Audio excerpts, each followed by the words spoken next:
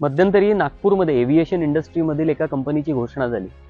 त्यात अनिल अंबानी यांच्या कंपनीचं वेंचर सुद्धा आहे. गंमत अशी की अनिल अंबानीवर 53 बँकांचं 49,000 कोटींची थकबाकी होती. नेत्यांसाठी जशी पक्ष स्वरूपात वॉशिंग मशीन आहे, तशी निवडक व्यावसायिकांसाठी अजून एक वॉशिंग मशीन भारतात आहे. त्याचं नाव आहे NCLT, national company law tribunal. त्यात 49,000 कोटींपैकी 47,000 कोटींचं कर्ज स्वीकारलं आणि त्याची सेटलमेंट कितीमध्ये झाली माहितीये? फक्त 455 कोटींमध्ये. म्हणजे एकूण रकमेच्या फक्त 1% कमीमध्ये.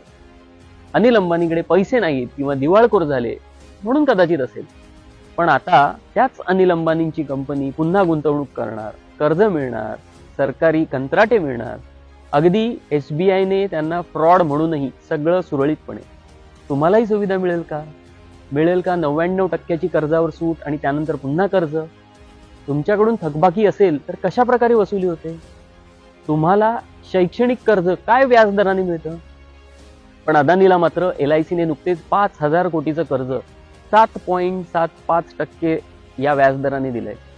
एवढंच नाही, ही पुढची नावं ऐका: HDIL, radius estate developers, national rayon, SR power, Dighi port, Lanco Amarkantak, coastal energy, Aditya estates, Karaikal port आणि कोरबा वेस्ट पॉवर.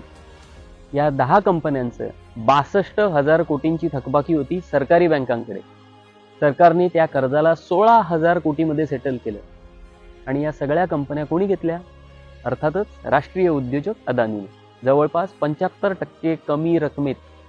RBIने तर आता 100 कोटींपेक्षा जास्त रकमेचे कर्ज घेणाऱ्यांचा डेटा सुद्धा दाखवणं बंद केलंय.